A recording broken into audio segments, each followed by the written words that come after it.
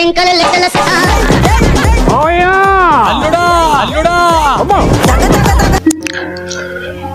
ఈ సమయంలో ఒక సంచలనాత్మకమైన వాస్తవికతను మన వ్యూవర్స్ కోసం ప్రత్యేకంగా మీకు అందిస్తున్నానండి.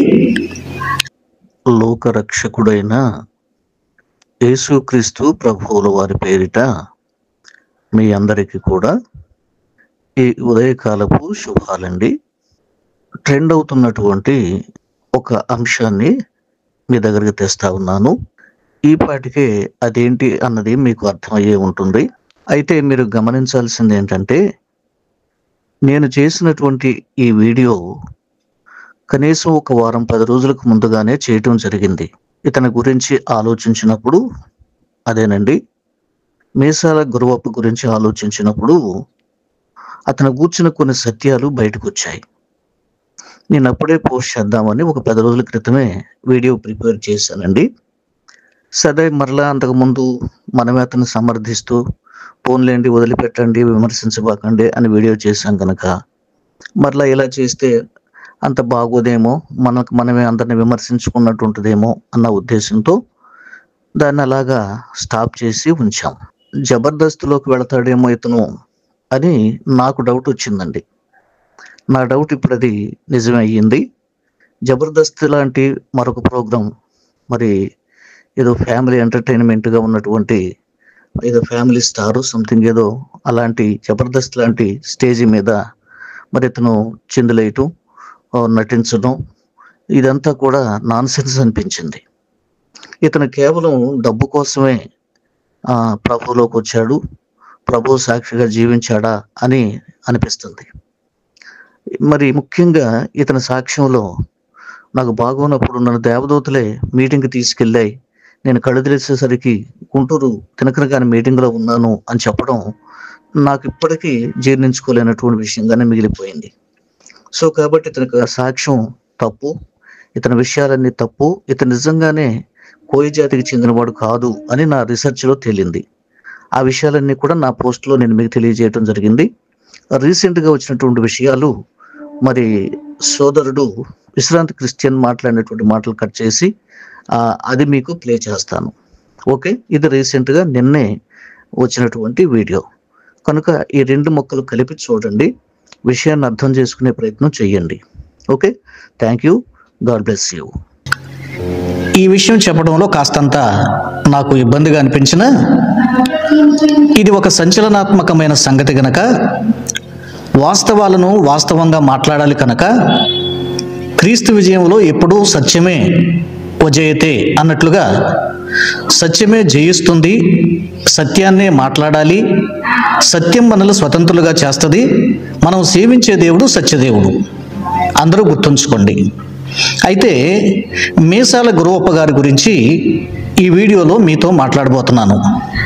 ప్రియులారా, గతంలో నేను చెప్పాను, ఈయన విమర్శ చేయబాకండి, ఏదో ఒక రీతిగా క్రైస్తవ్యంలో క్రీస్తును మహింపరుస్తున్నాడు కనుక ఏదో మనం చూసి చూడనట్టుగా వెళ్ళిపోదాం అంటూ స్టేట్మెంట్ చేశాను ముఖ్యంగా.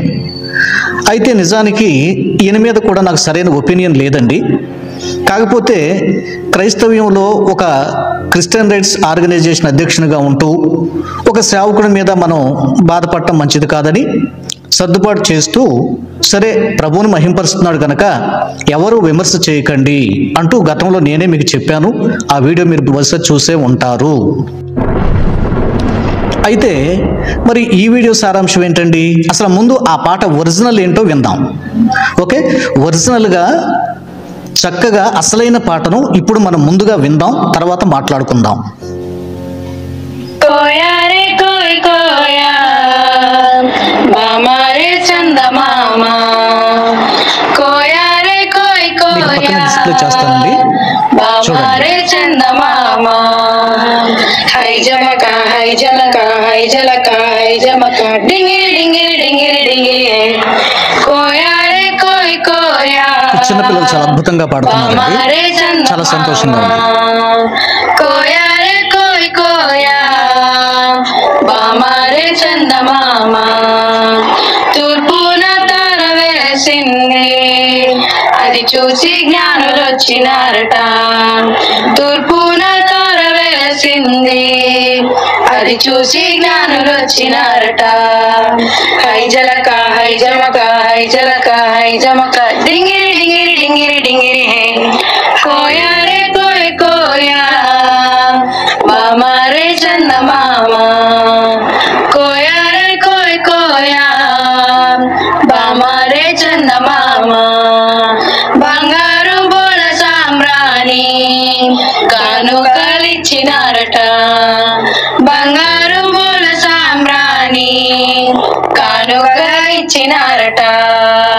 హై జలక హై జమక హై జలక హై జమక డింగిరి డింగిరి డింగిరి డింగిరి హే కోయా రే కోయ్ కోయా బామా రే చందమామా కోయా రే కోయ్ కోయా బామా రే చందమామా.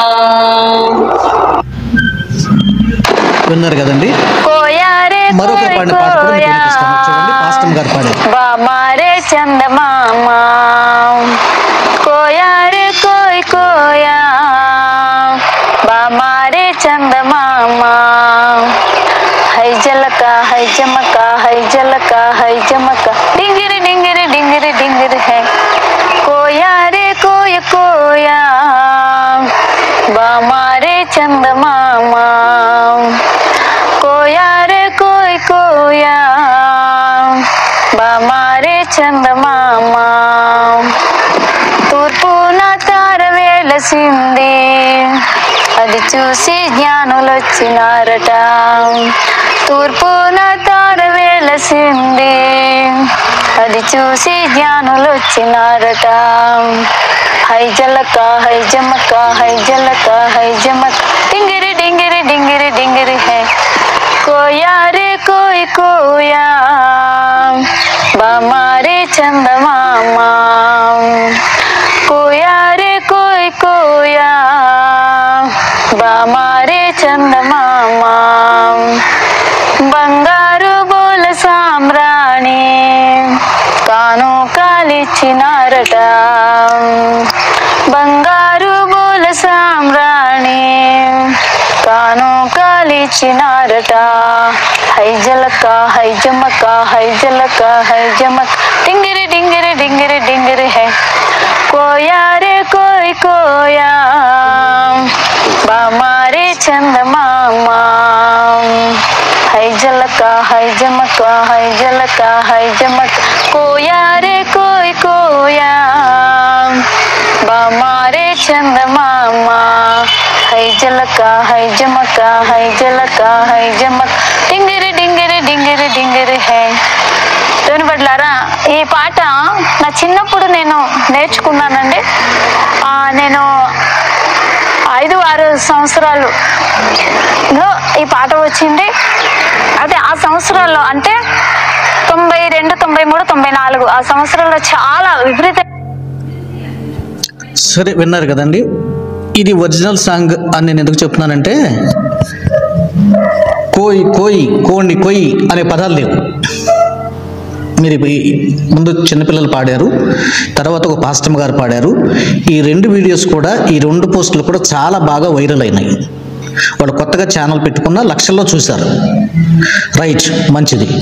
కానీ ఇక్కడ మీరు పసిగట్టాల్సింది, అర్థం చేసుకోవాల్సింది ఏంటంటే, ఈ 2 పాటల్లో కూడా కోయ్ కోయ్ కోణ్ణి కొయ్యి అన్న పదాలు లేవు. ఇది ఒరిజినల్ సాంగ్. దాన్ని అటు కలిపి ఇటు కలిపి, అటు చేసి ఇటు చేసి, అటు చేసి ఇటు చేసి, అట్లా ఇట్లా చేసి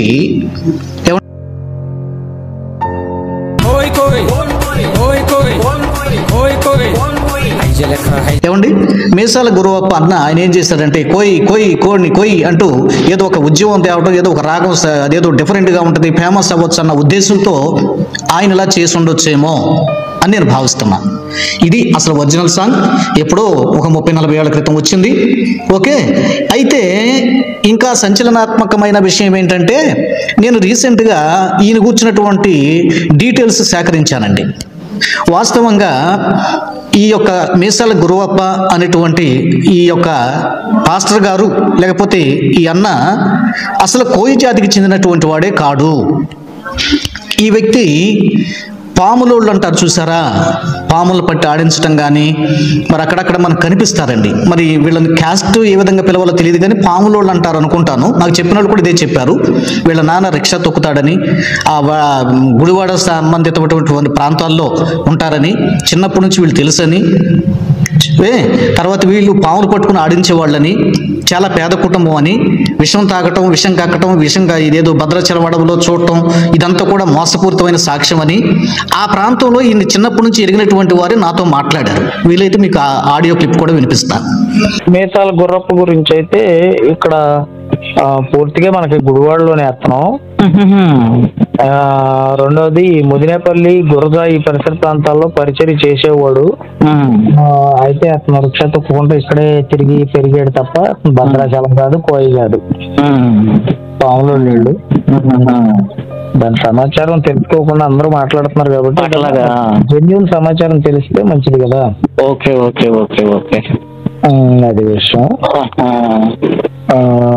ఇక్కడే మనకి మా ఊరే గుడివాడలో ఉన్నాడు. అయితే గుడివాడ దగ్గరలో మా ఊరు ఉంది, మా ఊరికి పక్కనే. అంటే అతను అడవుల్లో పెరుగుతా ఏదో ఉంటాడంటాడు, అది కరెక్ట్ కదా? అయితే అదంతా అబద్ధం అండి. చిన్నప్పటి నుంచి ఇక్కడే వాళ్ళ బ్రదర్ మున్సిపల్ దీనిలో చేస్తాడు. మున్సిపాలిటీ ఈ డ్రైన్లు క్లీన్ చేస్తారు కదా, దానిలో పని చేస్తాడు. వాళ్ళ నాన్నగారు ఆంబోతులు వెంకన్న కాదు, ఈరయ్య కాదు. వాళ్ళ నాన్నగారు ఇక్కడ పాములు పట్టుకొని వీళ్ళంటే పాములు అడించుకుంటారు కదా, పాములు అంటారు, పాములు లేదంటారు, పాములు కమ్యూనిటీ. ఇష్టం తాగిచ్చి అవి చేసి ఇంకా చిన్నప్పటి నుంచి రిక్షా తొక్కుకునేవాడు, పాములు కుర్రాడు అంతే. మరి అట్లా ఇది ఎట్లా చేస్తున్నాడు అంత మనసు లేకుండా? అసలు టోటల్ దొంగతనం, దొంగ మాటలు అవన్నీ. పైగా ప్రభువా కాచితివి ఇంతకాలం అనే పాట ఇతంది కానే కాదు, ఇది జోషి గారిది. ఇది అలా ఉంచితే ఈయన అసలు కోయవాడా కాదా అన్న ప్రశ్న ఇక్కడ లేవనెత్తాలి. ఓకే, ఒక కోయి పాస్టర్ గారు రీసెంట్ గా నిన్న మొన్న వీడియో పోస్ట్ చేశాడండి. ఆ వీడియో చూశాక నేను ఈ వీడియో పెట్టాలి అనుకున్నాను.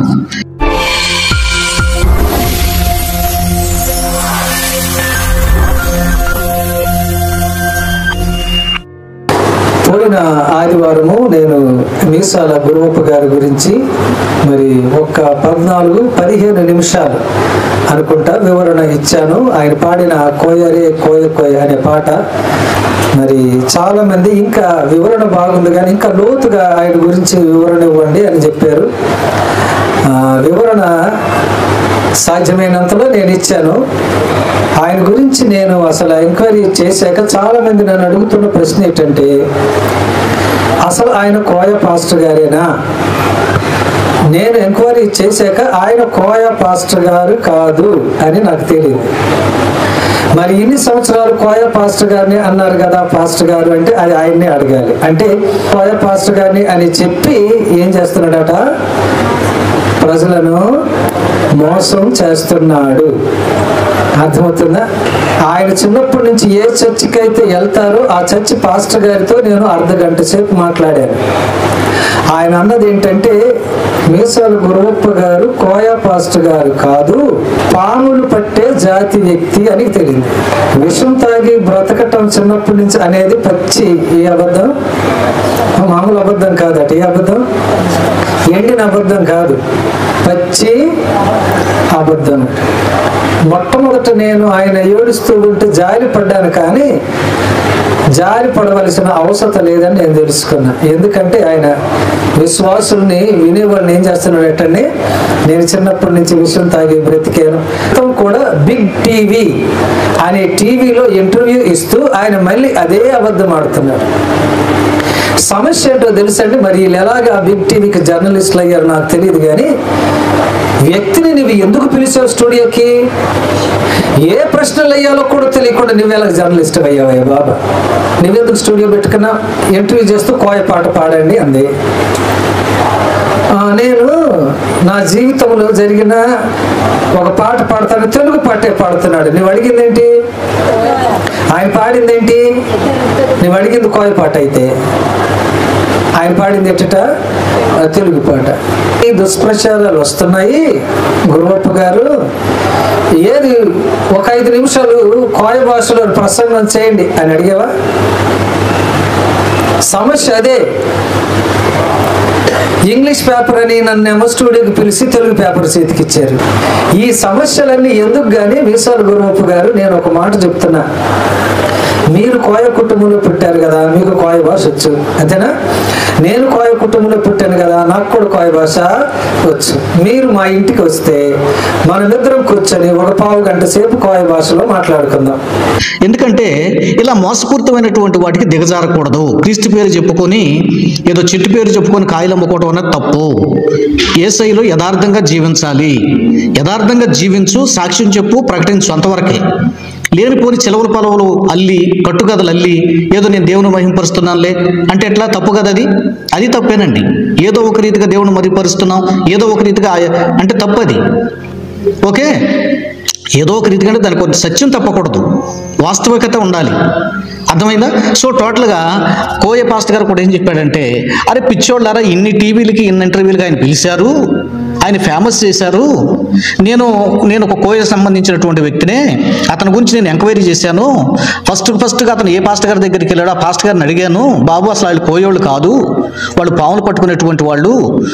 సో అతను అసలు దానికి సంబంధం లేదు, అంతా పక్కా మోసం, పచ్చి మోసం అని ఆయన చిన్నప్పుడు ఏ చర్చికి వెళ్ళాడో ఆ పాస్టర్ గారితోనే నేను మాట్లాడినని ఆ పాస్టర్ గారు కూడా చెప్పడం జరిగింది. పైగా ఆయన ఏమన్నాడంటే, ఇన్ని ఇంటర్వ్యూలు పిలిచిన మీరు కోయ భాషలో ఒక 5 నిమిషాలు మాట్లాడమనకపోయారా అన్నాడండి. మీకు అర్థమైందా?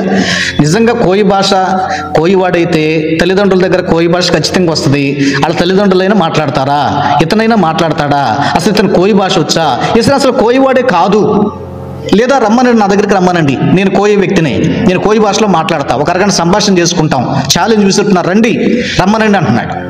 సో ఇవన్నీ కూడా సాక్ష్యాధారాలు అన్ని సేకరించిన తర్వాత ఫైనల్గా అర్థమైంది ఏంటంటే, ఈయన నిజానికి కోయ వ్యక్తి కాదు.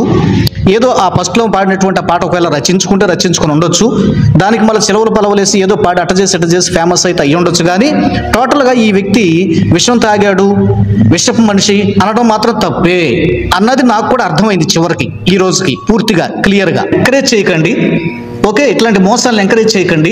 ఒకవేళ ఆయనకి ఏదైనా మీరు సాయపడాలంటే సాయపడండి, నాకు అభ్యంతరం లేదు. ఏమోలేండి, పాపం పేదోడు ఇల్లు కట్టుకుంటానంటున్నాడు, ఇల్లు వాకిలు సరిగా లేదేమో, ఏదైనా మనం హెల్ప్ చేద్దాం అనుకుంటున్నాం పాస్టర్ గారు అంటే నిరభ్యంతరంగా మీ ఇష్టానుసారంగా ఆయనకి హెల్ప్ చేయండి, నాకేం అభ్యంతరం లేదు. కాకపోతే యేసు ప్రభు పేరు పెట్టుకుని ఇంత పచ్చి మోసాలు చెప్పడం అన్నటువంటిది ఇది చాలా నాన్సెన్స్ అండి. ఇది నాకు అసలు చాలా గిట్టదండి ఇది. ఆ మధ్య కాలంలో కూడా ధనంజయ శాస్త్రి చాలా ఫేమస్ అయ్యాడు. ఒక 20 ఏళ్ల క్రితం ప్రతి ఊర్లో ధనంజయ శాస్త్రి బ్రాహ్మణుడు, మారాడు, మారు మనసు పొందాడు, అబ్బో ఏడుస్తూ చెప్పేవాడు, ఆ కన్నీళ్లతో చెప్పేవాడు, గుంపులు జనం వచ్చేవారు, అబ్బో యేసయ్యకి ఎంత మహిమ వచ్చిందో, నేను కూడా పిలిచాను, నా దగ్గర కూడా వచ్చాడు. తర్వాత అతని క్యారెక్టర్ బాగలేదండి, అది నేనే కళ్ళారు చూశాను, కనుక అతని క్యారెక్టర్ బాగలేదు. రెండవది, కొంతమంది మతోన్మాదులు అతన్ని అరెస్ట్ చేసి, అంటే బంధించి తీసుకెళ్లి భయపెట్టి అసలు నువ్వెవరు ఏంటి మాట్లాడమంటే అప్పుడు చెప్పి ఒక పోస్ట్ కూడా రిలీజ్ చేశాడండి. నేను నిజానికి బ్రాహ్మణ్ణి కాదు, కాకపోతే బ్రాహ్మణుల ఇంట్లో నేను పెరిగాను, నన్ను వాళ్ళు పెంచుకున్నారు అని చెప్పాడంట. మరి సాక్ష్యం ఎప్పుడైనా అలా చెప్పాడా? చెప్పలా. అచ్చగా బ్రాహ్మణునికి పుట్టినట్టుగానే సాక్ష్యం చెప్పి ఏదో రకరకాలుగా చేసి ఈనాడు అడ్రస్ లేకుండా పోయాడు. చనిపోయాడని కాదండి, అడ్రస్ లేకుండా ఎక్కడ ఉంటున్నాడు ఏంటి ఎవరికి తెలియదు. ఇట్లా ప్రజలు మోసం చేసిన వాళ్ళు కొద్ది కాలమే ఉంటారు, తర్వాతకి అడ్రస్ ఉండరు, గుర్తుంచుకోండి. అర్థమైందా? కనుక ఈ విషయాల్లో జాగ్రత్తగా ఉండండి. కనుక మీసాల గురువప్ప గురించి నేను చెప్పేది ఏంటంటే, అన్న గురించి ఆయన చెప్పే సాక్ష్యంలో సత్యం లేదని అర్థమైంది, అసలు ఆయన కోయి జాతికి చెందినవాడు కాదని అర్థమైంది. ఓకే, తర్వాత విషయం ఏంటంటే, మీరు ఎవరైనా ఏదైనా ఇప్పటికైనా సహాయం చేయాలనుకుంటే చేయండి, అది మీ ఇష్టం. నేను ఆ విషయంలో అభ్యంతరం చెప్పను. ఓకేనా? Thank you, God bless you. మీ అందరికీ వందనాలు. ప్రభువైన క్రీస్తు నామములో విశ్రాంతి క్రిస్టియన్ యూట్యూబ్ ఛానల్ ని వీక్షిస్తున్న మా ప్రియ ప్రజలందరికీ వందనాలు తెలియజేస్తూ ఉన్నాను. ఈ మధ్య కాలంలో సోషల్ మీడియాలో బాగా పాపులర్ అయిన వ్యక్తి మీసాల గురువప్ప గారు. ఈయన పాస్టర్ గా అనేక ప్రాంతాల్లో దేవుని వాక్యాన్ని ప్రకటిస్తూ సంఘాన్ని కూడా నడిపిస్తున్నట్లుగా తెలుస్తుంది.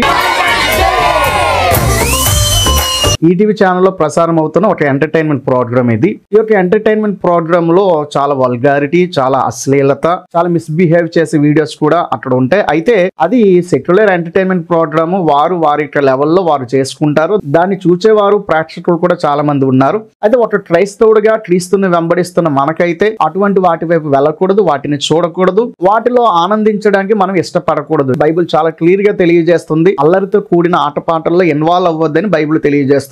ఎక్కడైతే అల్లరి ఉంటుందో, ఎక్కడైతే దేవునికి అయిష్టమైన పాపపు కార్యాలను ప్రేరేపించే ఆటపాటలు ఉంటాయో ఆ రకమైన సంతోషాలలో క్రైస్తవుడు ఏమాత్రం ఉండకూడదని బైబిల్ చాలా స్పష్టంగా తెలియజేస్తుంది. అలాగే యొక్క ప్రోగ్రామ్స్ లో చాలా అపహాస్యము, డబుల్ మీనింగ్ డైలాగ్స్ వేయడము ఇలాంటివి ఎన్నో ఉంటాయి అన్న విషయం సాధారణంగా మనందరికీ తెలిసినవే. అందుచేతనే క్రైస్తవుడు వాటికి దూరంగా ఉండాలి. సరస్వత్తులు, అపహాస్యము ఇటువంటి వాటన్నిటికీ దూరంగా ఉండమని బైబిల్ చాలా క్లియర్ గా తెలియజేస్తుంది.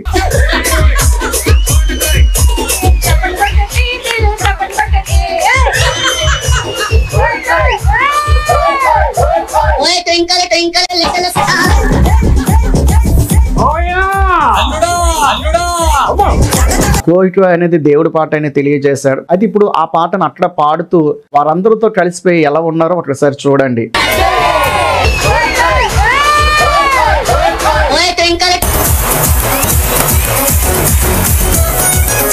అక్కడ ఆ యాంకరింగ్ చేస్తున్న వ్యక్తి మామయ్య అని పిలిస్తే అల్లుడు అని అతన్ని కౌగులించుకుంటున్నారు.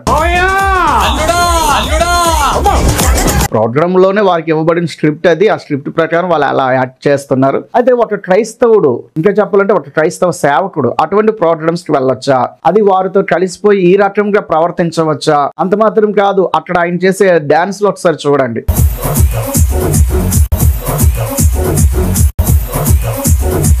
ఒక క్రైస్తవ పాస్టర్ అంట ఆయనను ఆ యొక్క సహోదరి చూడండి ఎలా పట్టుకొని డాన్స్ చేస్తుందో. వారికి అది మామూలు కావచ్చు, కానీ ఈయన దేవుని సేవకుడు కదా. అంటే ఇతడు సమాజానికి ఏ సందేశం ఇస్తున్నాడు? క్రైస్తవ లోకానికి ఏ సందేశం ఇస్తున్నాడు? అదేనా మాదిరికరమైన జీవితం? కాబట్టి ఈ యొక్క కోరిక ఈ పాట ద్వారా పాపులర్ అయిన ఈయన అసలు దేవుని సేవకుడిగా ఏమాత్రం ప్రవర్తించలేదు. ఇది ప్రతి క్రైస్తవుడు ఖచ్చితంగా ఖండించవలసిన విషయం. చూసారా ఎలా నవ్వుతున్నాడు?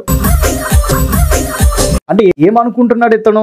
అంటే ఇతడు ఏం చేసినా క్రైస్తవ లోకం పట్టించుకోదు అని ఇలాగా బరి తెగించి ఇలా ప్రవర్తిస్తున్నాడా? అక్కడ ఎంతో వల్గారిటీ, ఎంతో అశ్లీలమైన మాటలు, అశ్లీలమైన విషయాలు, ఎన్నో అశ్లీలమైన డబుల్ మీనింగ్ డైలాగ్స్ అవన్నీ మాట్లాడుకుంటే వారి మధ్యలోనికి వెళ్ళి వారితో కలిసిపోయి ఆనందిస్తూ, వారితో కలిసిపోయి సరదా పడుతూ, వారితో కలిసి నాట్యం చేస్తూ అక్కడున్న వారితో ఎలా ఈయన ఎంజాయ్ చేస్తున్నాడు ఒకసారి ఆలోచన చేయండి. వారి యొక్క హైందవ స్వామీజులతో వారు అలా ప్రవర్తిస్తారా? వారితో కలిసి అలా నాట్యం, అలా అసభ్యమైన నాట్యం చేస్తూ అలా కౌంటర్లో అటువంటి డైలాగ్స్ వేస్తారా? అంటే ఈయనను అక్కడ వారు ఒక జోకర్ గా వాడుకున్నారు. ఆ జోకర్ గా వాడుకోవడానికి అతన్ని పిలిస్తే ఇతను వెళ్ళిపోయాడు. అంటే అతడు క్రైస్తవ సేవకుడు అనే హోదాలో ఉండి ఇటువంటి నిర్లజ్జకరమైన కార్యాలు చేయడం ఎంత మాత్రమో మీసాల గురవప్ప గారు మీకు తగదు. ఈ విషయంలో మీరు మారు మనసు పొంది క్రైస్తవ సమాజం అంతటికి మీరు క్షమాపణ కోరాలని మరొకసారి తెలియజేస్తున్నాను.